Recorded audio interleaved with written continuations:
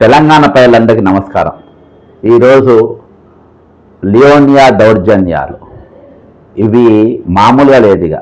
ఈరోజు విజయక్రాంతి పేపర్లో చాలా పెద్ద ఆర్టికల్ జరిగింది. దానికంటే ముందు నేను గత 6 నెలల క్రితమే ఇక్కడికి సందర్శించడం జరిగింది లియోనియా రిసార్ట్స్. తెలంగాణ ప్రజలకు నమస్కారం. మనం ఇప్పుడు ఉన్నది లియో హోలిస్టిక్ డెస్టినేషన్ దగ్గర ఉన్నాము. అంటే లియోనికా మన రిసార్ట్స్ అని కూడా దీనికి అంటారు. ఇది చాలా సక్రమంగా ఉంటే ఇది దాదాపు 180 ఎకరాల విస్తీర్ణము, 50 లక్షల స్క్వేర్ ఫీట్లతో కూడి ఉన్నది. ఇది 2020-21 మధ్యలో వీళ్ళు లోన్ తీసుకున్నారు. వివిధ బ్యాంకుల కాడ 2,231 లక్షల కోట్ల రూపాయలు రుణాలుగా తీసుకున్నారు. తీసుకున్న రుణం అంటే 2,221 కోట్ల 34 లక్షల రుణాలు తీసుకున్నారు. అయితే వీళ్ళు రుణం కట్టలేని పరిస్థితుల ఇక్కడ మన ట్రిబ్యునల్, హైదరాబాద్ ట్రిబ్యునల్ ఇంటర్ఫియర్ అయిన తర్వాత ఇది దాదాపు 10,000 కోట్లకు విలువైన భూమిని కేవలం 331 కోట్లకు మరి జలవిహార్ అనే సంస్థకు దీన్ని అప్పచెప్పింది. మరి జలవిహార్ సంస్థకి ఇది ఏ విధంగా పోయింది అని అంటే ఇందులో ముఖ్యమంత్రికి అత్యంత సన్నిహితంగా ఉన్నటువంటి ఫయం కురేష్ మళ్ళొకసారి ఇక్కడ కనబడతారు, చేవెళ్ళ మాజీ ఎంపీ రంజిత్ రెడ్డి కనబడతారు. ఇక్కడ వాళ్ళ దౌర్జన్యం సేమ్ ఈ దౌర్జన్యం ఏ విధంగా నా మీద చేయనికి పోయినరో అదే విధమైన దౌర్జన్యం ఈరోజు అక్కడ కూడా ఆడ కూడా చేసేటటువంటి పరిస్థితి ఈరోజు నెలకొన్నది. అంటే దీనిపైన ఈరోజు క్రాంతి పేపర్లో చాలా పెద్ద ఆర్టికల్ ఈరోజు వాళ్ళు రాయడం జరిగింది. దీన్ని అంటే నేను సెటిల్ అయిందేమో ఇంకా అనుకున్నా, కానీ ఈరోజు దాని బాధితులు పెరిగినారు. లాస్ట్లో ఆయన డబ్బులు పెట్టి కొనుక్కున్న వారు కూడా విజయ్ క్రాంతి అలా డబ్బు పెట్టి కొనుక్కున్న వారు కూడా ఈరోజు కష్టపడే పరిస్థితి. అంటే వాళ్ళని ఇబ్బందులు పెట్టి వాళ్ళని బెదిరించి వాళ్ళ దాంట్లో వాళ్ళు పోకుండా ఈరోజు చేసే పరిస్థితి వచ్చింది. ఇది విజయక్రాంతి పేపర్ ఈరోజు చాలా పెద్ద ఆర్టికల్ ఇందులో వచ్చింది. అయితే అక్కడ నాకు వాళ్ళ బాధ్యతను నాకు పంపడం జరిగింది. దీని మీద మీరు మాట్లాడింది కదా సార్, ఓసారి మీరు దీనిపైన మాట్లాడితే మాకు బాగుంటుందని చెప్పింది. నేను దీనిపైన ఈడీలో కూడా నేను ఫిర్యాదు చేయడం జరిగింది. ఈడీలో దీని మీద ఫిర్యాదు చేసిన, అంతేకాకుండా దీని గురించి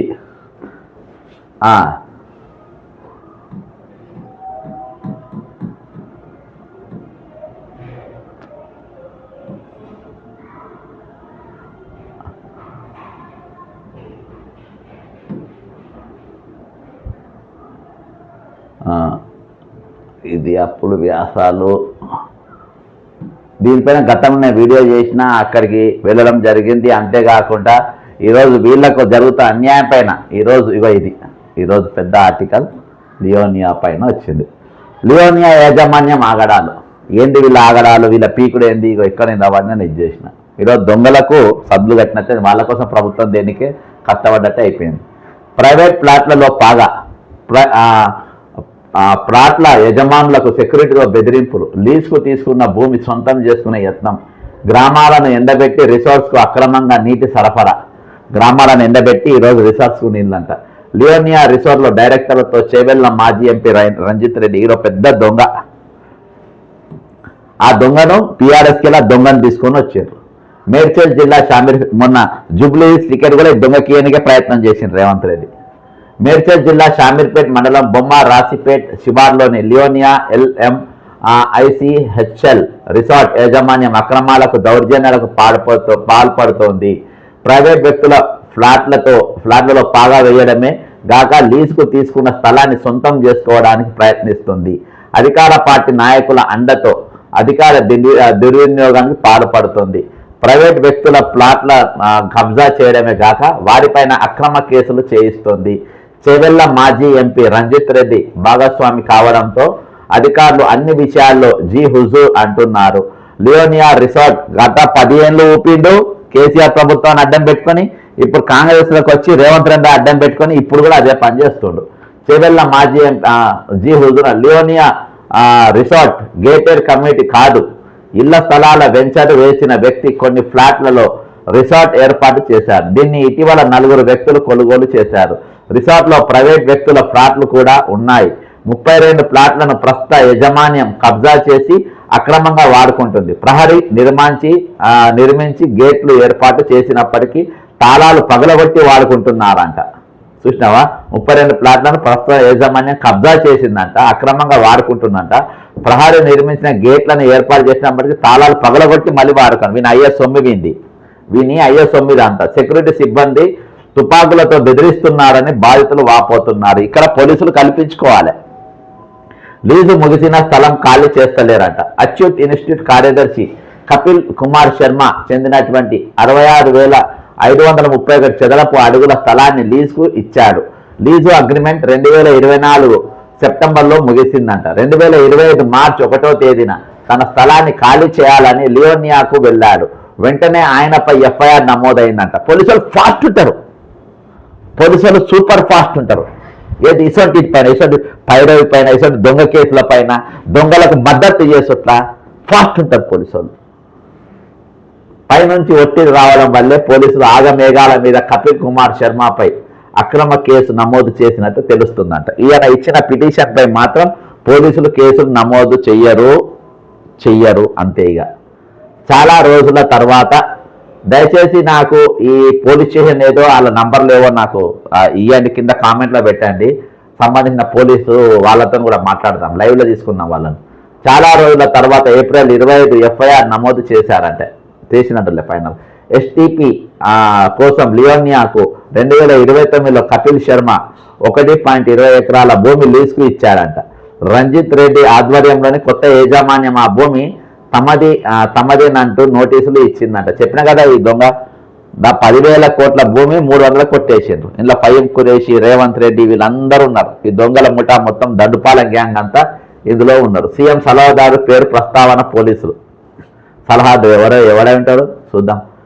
బాధితుడు ఇటీవల జిల్లాకు చెందిన ఒక కాంగ్రెస్ నాయకుడిని కలిసి తమ గోడు వెళ్ళబోసుకున్నారు. రంజిత్ రెడ్డి అతడి భాగస్వాములు దౌర్జన్యం చేస్తున్నారని, తమ ఫ్లాట్లకు రానియడం లేదని, న్యాయం చేయాలని కోరారు. వెంటనే ఆ నాయకులు పోలీసులను ఉన్నతాధికారి ఫోన్ చేసి మాట్లాడారు. ఇందులో సీఎం సలహాదారు ఇన్వాల్వ్ అయ్యారని అధికారి చెప్పారు. దీంతో ఆ నాయకుడు తీవ్ర అసహనం వ్యక్తం చేశారు. సీఎం సలహాదారు అంటే ఎవరైనా వీర నరేందర్ రెడ్డి అయి ఉంటారు, ఓటుకుని ఓట్ల దొంగున్నాడు ఆయన అయి ఉంటుంది, లేకుంటే హరకల వేణుగోపాల్ ఆయన అంటే పంతులు ఆయన, మరి ఎవరు చేసిందో కానీ మొత్తం ఎక్కువ శాతం ఆయనే ఉంటాడు. రిసార్ట్కు భగీరథ నీళ్ళంట. లియోనియా రిసార్ట్కు ఎలాంటి, అందుకనే మిషన్ భగీరథ కేసులు పెట్టలేరు వీళ్ళు, ఎందుకంటే అందులో వీళ్ళందరూ భాగస్వాములే కదా. లియోనియా రిసార్ట్కు ఎలాంటి అనుమతి లేకుండా మిషన్ భగీరథ నీటి కోసం 5 కిలోమీటర్ల పైప్ లైన్ వేశారు. ఆర్ఎన్బి రోడ్డును ధ్వంసం చేసి కలెక్టర్ కార్యాలయం ముందు నుంచి పైప్ లైన్ వేసినప్పటికీ ఏ అధికారి అడ్డుకోలేదంట. ప్రభుత్వ పెద్దల హస్తం ఉండటంతో అధికారులు చూస్తూ ఉండిపోయారు. ఈ పైప్ లైన్ వేసినప్పటి నుంచి బొమ్మరాసిపేట్, పొన్నాల, ఉడ్డెమర్రి, బాబాగూడ, అడ్రస్పల్లి గ్రామాల్లో నీటి కొరత ఏర్పడిందంట. ఈ గ్రామాలు ఎత్తున ఉండడంతో గతంలో కొద్దిగా నీరు వచ్చేది. లియోనియాకు పైప్ లైన్ వేసినప్పటి నుంచి సమస్య అధికమైందంట. అంతేగాక మిషన్ భగీరథ నీరు అక్రమంగా రాత్రి 9 గంటల నుంచి ఉదయం 6 గంటల వరకు సరఫరా చేస్తున్నాడు. పగలొట్టి పడేదంట పైపులు, అంటే అవన్నీ నిబంధనల విరుద్ధంగానే కదా, పలగొట్టేయాలి అవి. ఎన్సీఎల్టీ టెండర్లో నిబంధనకు నీళ్ళంట. లియోనియా యాజమాన్యం యంక రుణం చెల్లించగలపోవడంతో ఎంసీఎల్టీ స్వాధీనం చేసుకుంది. బ్యాంకు రుణం కోసం 2,218 కోట్లు, ఇంతకుముందు అయినా కదా కోట్లు చెల్లించాల్సింది ఉంది. లియోనియా ఆస్తుల విలువ 2,400 కోట్లు నిర్ధారించారు. కానీ దీనిని జేపీఈఎల్ కంపెనీ రూపాయలు 237 కోట్లకు దక్కించుకుందంట కేవలం. ఇందులో పెద్ద కుంభకోణం జరిగిందని ఆరోపణ బాజాప్తా. నేనే పోయి అక్కడ ఎన్వి రామారాజు అంటే ఎవరు, ఈ జలవిహారోడు, గడ్డం రంజిత్ రెడ్డి చెప్పిన కదా ఇంతకుముందు, అనగం తిరుపతి రెడ్డి, ప్రవీణ్ రావు దీనిని దక్కించుకున్నారు. భూమి కొనుగోలుకు ఎక్కడి నుంచి డబ్బులు సర్దుబాటు చేస్తారో కొనుగోలుదారు ముందుగానే ఎన్సీఎల్టీకి తెలియజేసి ఉంది. రామరాజు అనే వ్యక్తి విశాఖపట్నంలోని తన భూములను విక్రయించి డబ్బులు చెల్లిస్తానని ఎంసీఎల్టీకి తెలియజేశారు.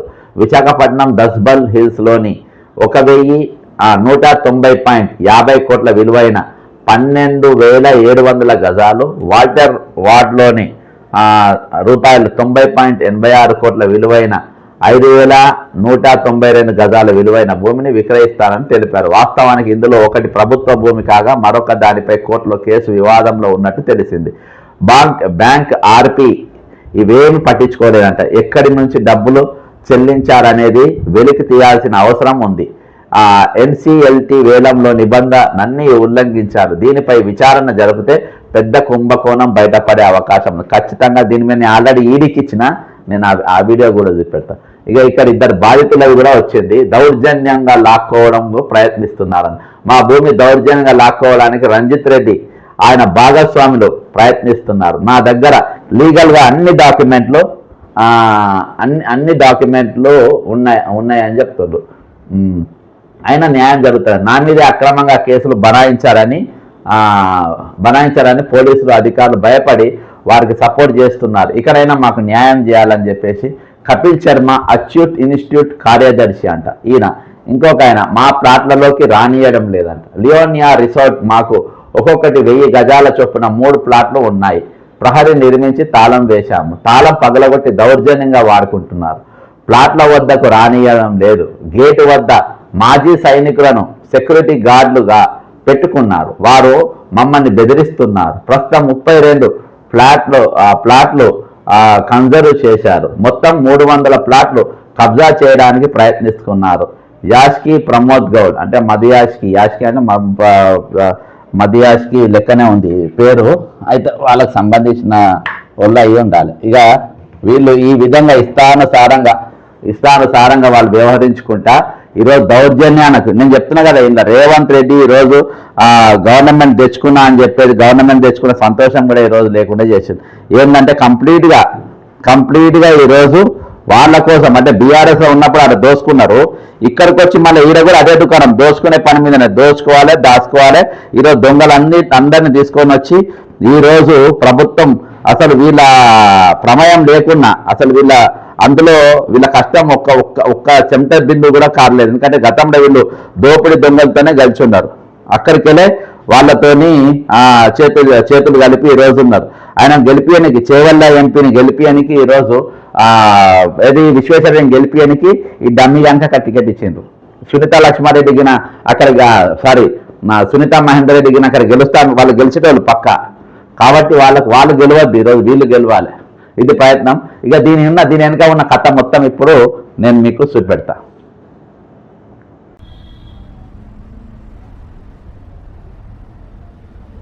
తెలంగాణ ప్రజలకు నమస్కారం.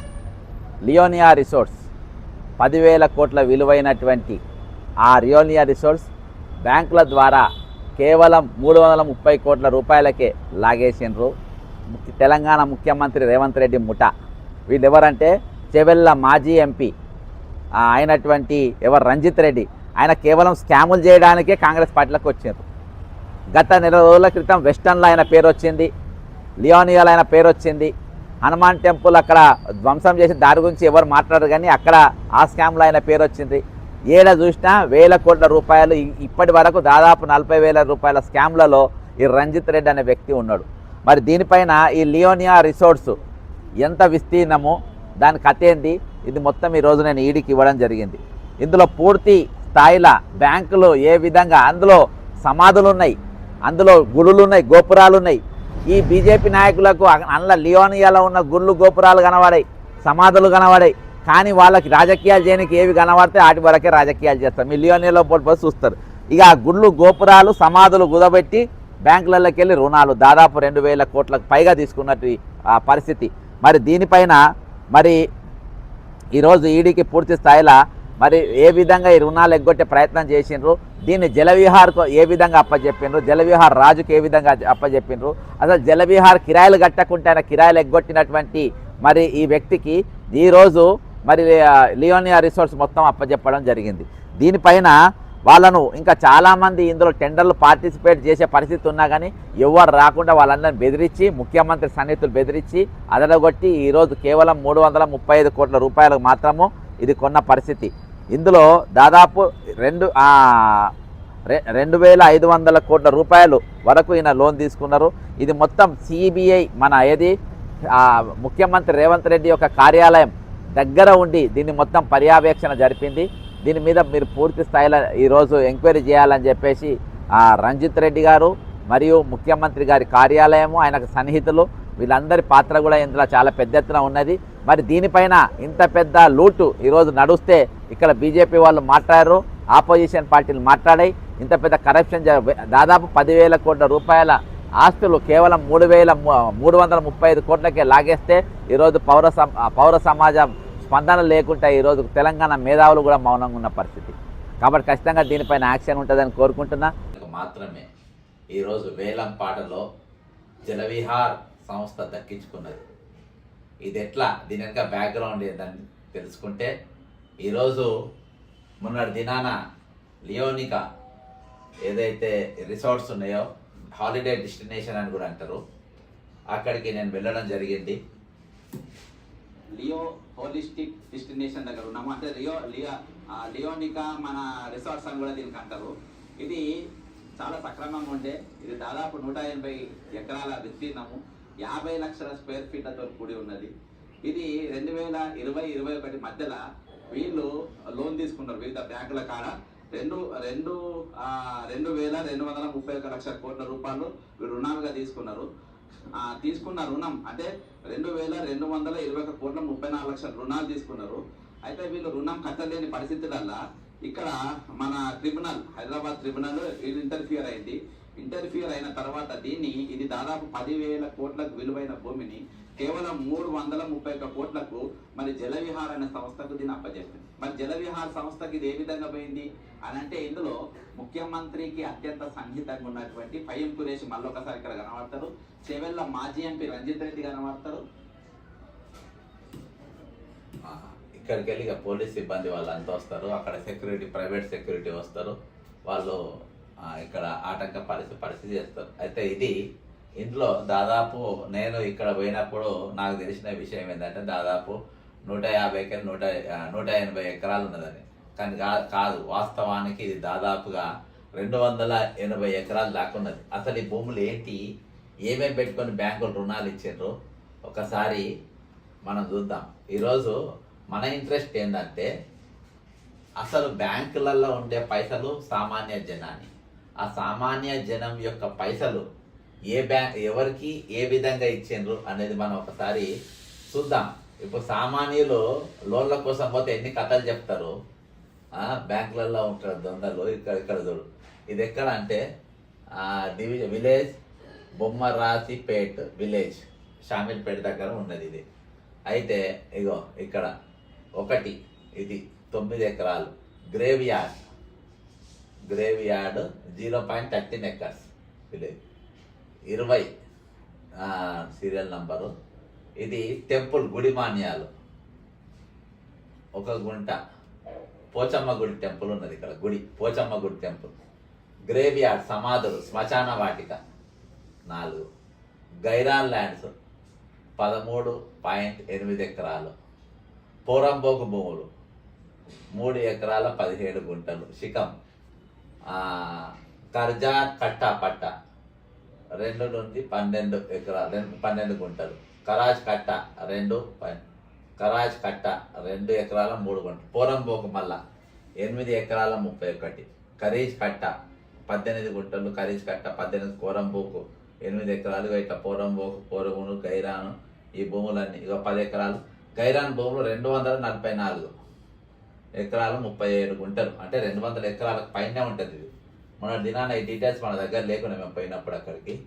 ఇక శిఖం భూములు 8 నుండి 5 ఎకరాలు. ఇది పట్ట, ఇది ఒకటి పట్ట. ఇది సర్వే నంబర్, ఇప్పటిదాకా చెప్పిన సర్వే నంబర్లు ఉన్నట్టు అవి. 424 సర్వే నంబరు, 3 గుంటలు. ఇది 463 సర్వే నంబరు. శిఖం భూములు 87 ఎకరాలు శిఖం భూమి. ఇది 467 గ్రేవ్ యార్డ్, అంటే సమాధులు ఎంత, శ్మశాన వాటిక 10 గుంటలు. టెంపుల్ గుడి 487 గుడి టెంపుల్. పోచమ్మ గుడి మళ్ళా 497. హనుమాన్ గుడి 502 మళ్ళా శ్మశాన వాటిక 18 గుంటలు.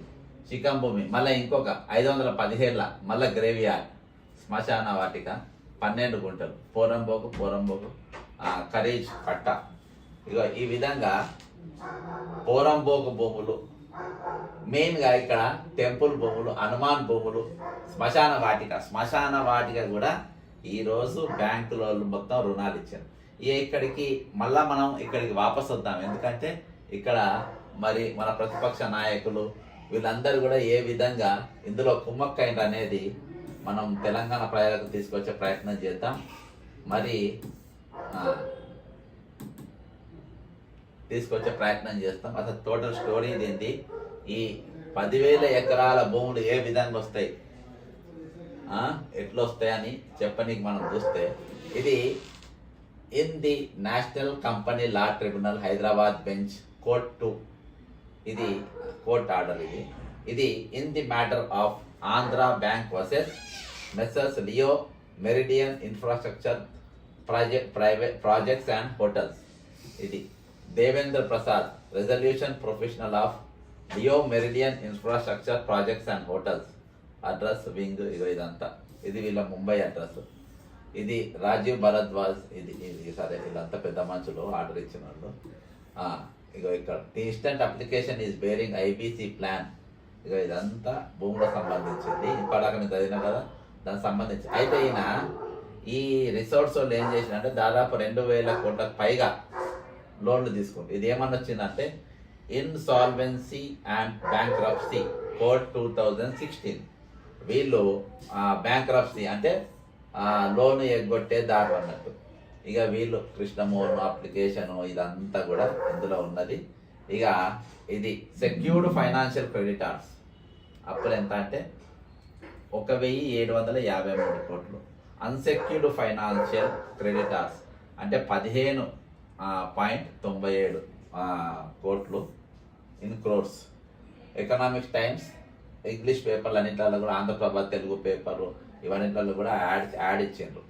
ఆపరేషన్ క్రెడిటార్స్ ఇది 444.34 కోట్లు. టోటల్గా 2,221.94 కోట్ల రుణాలు వీళ్ళు తీసుకున్నారు. టోటల్గా తీసుకున్నది. దీనికి వీళ్ళు వేలంపాట వేసారు. ఇక వేలంపాట వేసిన తర్వాత ఇక ఇందులో దాదాపు కొన్ని కంపెనీలు పోయినాయి. In response to the IRP the following 2 PRS submitted the resolution plans which were placed before the COC for the consideration. Poppy Vista Hotel Private Limited in consortium with Omkara Assets Reconstruction, Devi Satyanarayana. In response to the request made to furnish the revised compliant resolution plans, only Mr. D.V. Satyanarayana submitted his revised plan which is non-compliant. Due to lack of compliant plan, the RP has filed a IA 19/2020 seeking for an extension of CRP period for 60 days and also waiver of publishing fresh EO. మళ్ళా మనం దీనికి పోదామని దీనికి వెళ్దామని చెప్పి మళ్ళా పోయిండు. ఇది national capital disposed by this authority. ఎక్కడ ఆర్పి కంప్లీట్. ఇది ఎప్పుడు 25/2/2025. The directorate of enforcement. ఇక్కడ ఈడీ ఎంటర్ అయిపోయింది. ఏది, ఎందుకంటే బ్యాంకు రుణాలు పెద్ద ఎత్తున తీసుకున్నారు. ఇవన్నీ ఎగవేతలు దారుదాయలైనాయి. ఇలా ఫైనాన్షియల్ కిందికి మీదకి జరిగింది, మనీ లాండరింగ్ జరిగిందని పెట్టింది. ఏంటంటే the directorate of enforcement passed a provisional attachment order PAO dated 30/12/2019 and also filed an original complaint bearing number 120T52 of 2020 and the Prevention of Money Laundering Act 2002 before the authority under PLMA. The RP has filed an IA 54/2020 before the authority seeking day of the execution of PAO, which was dismissed by the authority of 6/5/2020. Aggrieved the order. ఇది ఇక్కడ వాళ్ళు enter అయిన తర్వాత with the approval of COC in 12th meeting held on 6/12 the RP published invitation for submit of resolution plan IRC. ఇగో ఇదంతా అయింది. అయిన తర్వాత మళ్ళీ 13వ మీటింగ్ అయింది. 13వ మీటింగ్ అయింది. In the 13th COC meeting held on 6/2/2020 Mrs Omkara ARC and withdrawn EIO వాళ్ళు విత్డ్రా చేసుకున్నారు in response to the REP రిజియం. In the light of the lockdown imposed the COVID-19 and the request made by Prudent ARC, the COC 16th meeting held on that extended the time for submission of resolution plan of 27/4. Corona time ఉంది కాబట్టి మళ్ళీ 17వ meeting అయిపోయింది. ఇట్లా one of the PR DV Satyanar filed IA 2299 seeking for extension of 2 weeks time for submission of resolution. మళ్ళీ ఒకసారి time అడిగిండ్రు డివి సత్యనారాయణ. ఇంతకుముందు ఎట్లా డివి సత్యనారాయణ ఎవరు in the COC deliberated on the resolution plan submitted by Mr. FP GEPL Consortium, Messrs. Prudent ARC and DV Satyanarayana, and after satisfaction of their compliance requirements of the resolution plans, granted time to submit the revised complaint by the PRS except Messrs. Prudent ARC. మళ్ళా వీళ్ళకి time ఇచ్చారు. 24th meeting అయింది. ఇవన్నీ కూడా కోర్టులో వాదన జరిగిన తర్వాత కోర్టు ఇచ్చిన స్టేట్మెంట్ ఏంటంటే, court further the tribunal is of view that the amendment is only to consider the feasibility viability of each plan and not to call fresh resolutions plan under the accuse of fund compliant resolution plan in the 35th meeting. First after JPL consultation, ఇవన్నీ 35-36 మీటింగ్లు జరిగినాయి. Interim station imposed the Honorable NCLAT on 26/2021 has imposed an interim stay on the announcement of voting result agreed by the SC appeal.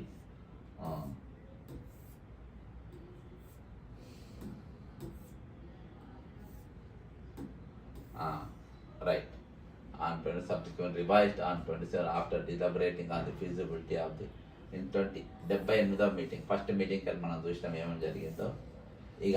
ఇప్పుడు ఇది 78 meeting. ఇప్పుడు అసలు ఏ బ్యాంకులు ఎన్ని ఇచ్చినాయి, ఎన్ని రుణాలు వచ్చినాయి అని చెప్పేసి in the 78th COC meeting held on 31/12/2024.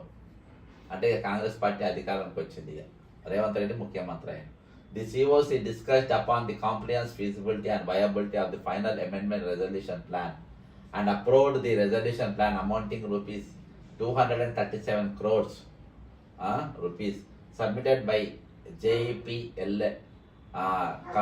Consortium with 100% voting share in the electronic voting concluded in 15/1/2025. The voting share is detailed as name of the financial creditor. ఎవరెవరు అప్పు ఉన్నారంటే, ఎవరెవరికి అప్పు ఉందంటే bank of Baroda vote share, union bank of India అంటే అప్పుడు Andhra bank, bank of India, Omkara asset, ఇవన్నీ private. Indian overseas bank 4.6, state bank of India ఇట్లా 100%. ఇవన్నీ కూడా ఓట్లు వేసిండ్రు. ఓటెడ్ అని చెప్పి వేసిన తర్వాత వాళ్ళది ఇదంతా అయిన తర్వాత ఇక్కడ Mr. N.V. Ramaraju. Mr. N.V. Ramaraju is a first-class contractor in civil works and diversified the group in power, mining, entertainment, food processing, hospitality, and real estate, having 35 years of experience.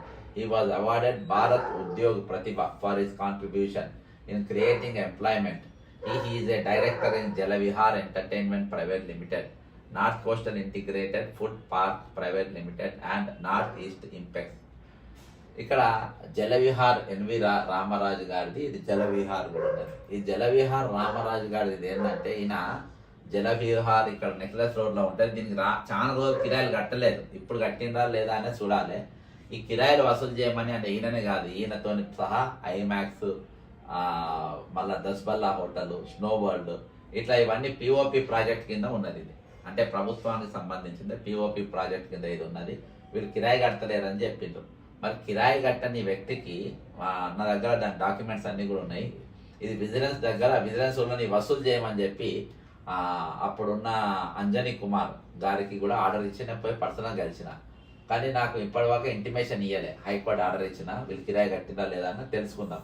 మొత్తానికి అయితే కిరాయి అయితే కట్టలేడు. ఇప్పుడు కట్టిందా లేదా అని తెలుసుకోలేదు. Mrs. N. Indra is a businesswoman and started her career in 2001, director of Jalavihar Entertainment. వీళ్ళు దీన్ని తీసుకున్నారు. మీరు జలవిహార్ ఎంటర్టైన్మెంట్ వీళ్ళు started this operation since 2000 situation. ఇంకో ఇదంతా వీళ్ళు తీసుకున్నట్టు వచ్చేసింది అన్నట్టు. ఈ వేలం పాటేస్తే ఇక వీళ్ళకి వచ్చింది. ఇక ఎన్నెన్ని ఏ బ్యాంకులకు ఎంతెంత రుణాలు వీళ్ళు ఇవ్వాలి. ఎవరు? National company law tribunal Hyderabad bench court 2. ఈ సంస్థ ఎన్ని కోట్లు అప్పియాలి, ఎవరెవరికి ఇవ్వాలి అని మనం చూస్తే ఇక్కడ బ్యాంక్ ఆఫ్ బరోడా 73,56,18,896 రూపాయలు. ఇట్లా యూనియన్ బ్యాంక్ ఆఫ్ ఇండియాకు 55,47,74,837. Union bank of India 35,86,72,271. Bank of India 24,56,80,412. Omkara asset reconstruction private limited వాళ్ళు 11,89,17,209. Indian overseas bank 10,76,03,810. State bank of India 47,6,19,830. Indian bank Allahabad bank 4,67,36,821. Union bank of India 1,27,420. మొత్తము దాదాపు 2,030,00,000 కోట్ల రూపాయలు ఓవరాల్గా ఈ రుణం ఉన్నది దీనికి. ఇక మరి వీళ్ళు వేస్తే జల విహారాలకు ఎంతకి చేసిన మొత్తం 231 కోట్లకు మాత్రమే ఇది ఇచ్చారు. అంటే ఇక దాదాపు ఎంత కావాలి? 1,500 కోట్లు రావాలి. ఇప్పుడు ఇక అసలు కథకు వస్తాం.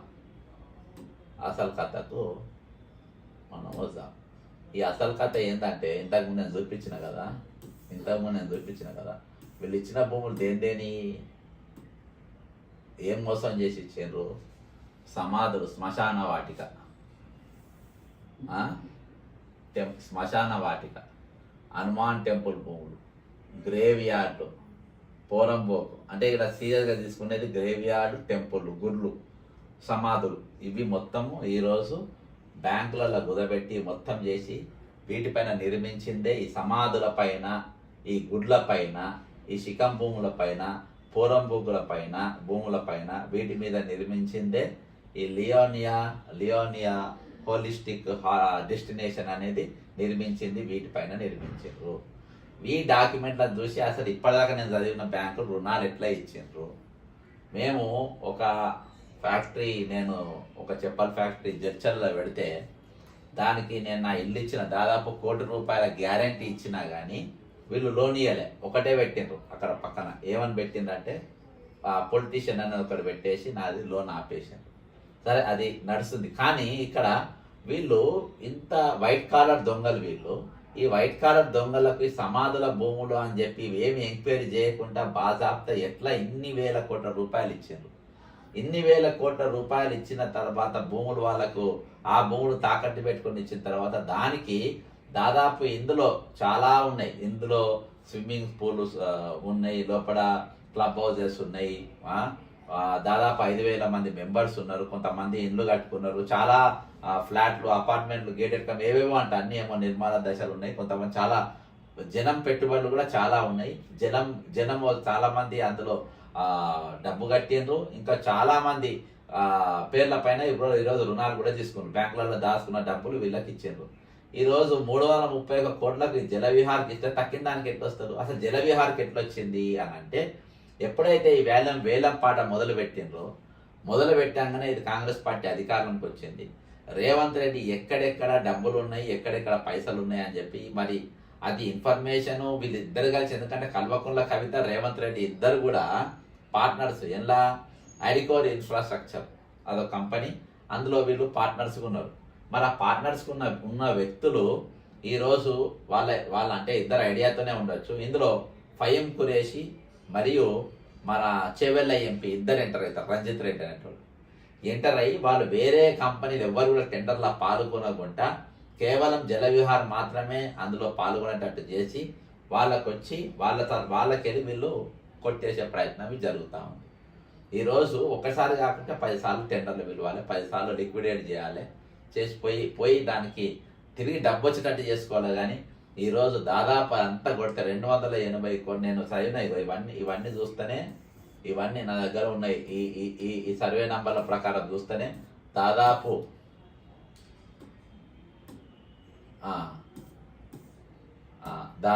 దాదాపు 280 ఎకరాల దాకా కనబడుతుంది ఒట్టి ఇవన్నీ చూస్తేనే. ఇగో ఒట్టి సర్వే నంబర్ 322నే 244 ఎకరాలు ఉన్నది ఇలా అత్యధికంగా. ఇవన్నీ 11 ఎకరాలు ఈ గుంటలు, ఈ 13 ఎకరాలు ఇవన్నీ దగ్గర వేసుకుంటే దాదాపు 280 ఎకరాలకు దగ్గర పోతుంది. మొన్న పోయినప్పుడు మేము 150 ఎకరాలు అని చెప్పినాము. అప్పుడు డాక్యుమెంట్ లేకుండే. ఈ పేపర్ అంతా చూసిన తర్వాత దాదాపు 280 ఎకర్స్ 280 ఎకరాల భూమి ఈరోజు పెట్టుకొని దాంట్లో ఉన్నాయి అన్ని కూడా తీసుకొని ఈరోజు కేవలం 331 కోట్ల రూపాయలకు అమ్మినంటే ఎవరికి నష్టం? ఈరోజు 10,000 కోట్ల ప్రాపర్టీ ఇంత తక్కువ కమ్మనికే. సామాన్యులు రుణాలు అడిగితే బ్యాంకులు సభా కొర్రీలు వేసిన వాళ్ళు ఈ దొంగలకు ఎట్లు ఇచ్చారు? మిగతా సొమ్ము ఏ విధంగా రాబడతారు? మిగతా సొమ్ము ఇక్కడ నష్టపోయేది ఏంటంటే ఇలా మెంబర్స్ అయిన వాళ్ళ పరిస్థితి, ఇండ్ల కోసం ఏమైనా ఇల్లు కట్టుకున్నా, ఫ్లాట్లు కట్టుకున్నా, ఇంకా దేనికోసం మనం ఇన్వెస్ట్ చేసిన వాళ్ళ పరిస్థితి ఏంది? ఈరోజు ఈ పోయిన భూములు వీళ్ళ పరిస్థితి ఏంది? ఈరోజు శ్మశాన వాటికలు భూములు ఇవన్నీ పోయినా కానీ వీటి పరిస్థితి ఏంది? ఇంకో దిక్కు దేశం కోసం ధర్మం కోసం అని చెప్పుకునే నాయకులు, బీజేపీ నాయకులు దీని గురించి ఎందుకు మాట్లాడతలేరు? ఇక్కడ గుళ్ళు కూలిపోతే, సికింద్రాబాద్ గుళ్ళు కూలిపోతే మీరు గ్రూప్ 1 29 జీవోను డైవర్ట్ చేయడానికి మీరు పోయి ధర్నా చేసింది కదా, అందరు నిలబడగా. మరి ఇక్కడ ఈ టెంపుల్ భూమిలో అక్కడ పోతే సర్వే నంబర్ 20లా ఒక టెంపుల్ భూమి పోయింది, గ్రేవ్ యార్డ్ పోయింది, గైరన్ భూములు పోయినాయి. ఇగో ఇక్కడ ఇంకా గుళ్ళు పోయినాయి, దాదాపు 3 గుళ్ళు పోయినాయి, ఒక 5-6 శ్మశాన వాటికలు పోయినాయి. పోతే దీని మీద బీజేపీ వాళ్ళు ఎందుకు మాట్లాడతలేరు? బండి సంజయ్ ఎందుకు మాట్లాడతలేరు?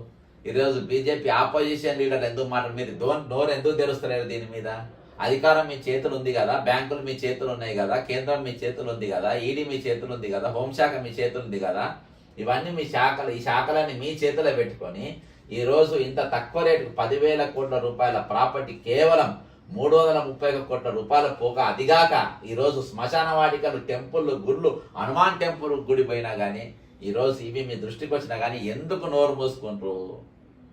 గాడిద పండ్లు దోముతుండ్రా అమెరికా నాయకులు, బీజేపీ నాయకులు, రాష్ట్రంలో ఉన్న బీజేపీ నాయకులు గాడిద పండ్లు దోముతుండ్రా? మీరు ఏం చేస్తున్నారు? అంత బిజీగా ఏముంది? మీరు సమస్యలను వదిలేసి అప్పుడప్పుడు వచ్చి వెలుగు చుక్కలు లెక్క కనబడి ఒక 2-3 ఒక ప్రెస్ మీట్ పెట్టాలి, దాని తలా తోకలేని ప్రెస్ మీట్ పెట్టాలి, అబ్బా పెద్ద పని అయిపోయింది అనుకొని పోవాలి.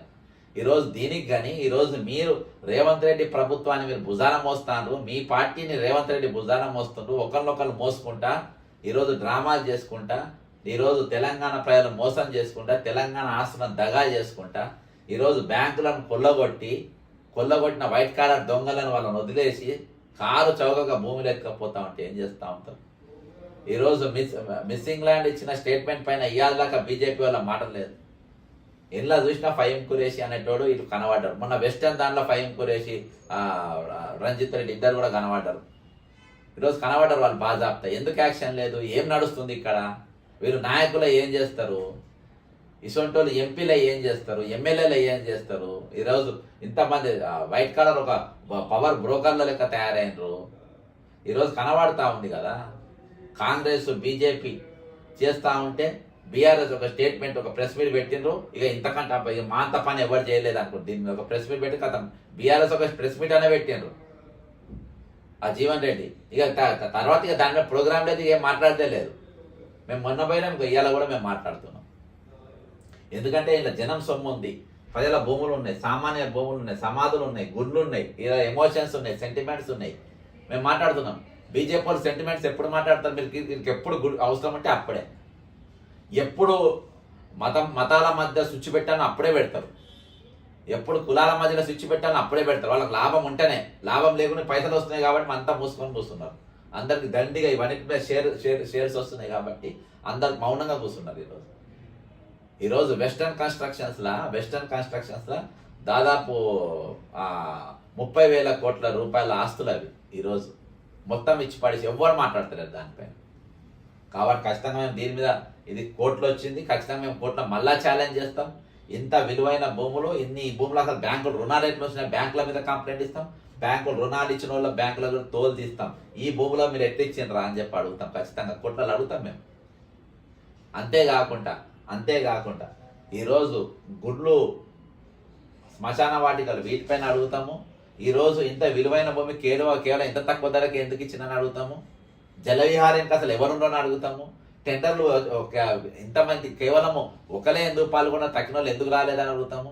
ఇవన్నీ కూడా రేపు మేము కోర్టులో ఛాలెంజ్ చేయబోతున్నాము. ఖచ్చితంగా అడుగుతాము, దీన్ని నిగ్గు తెలుస్తాము.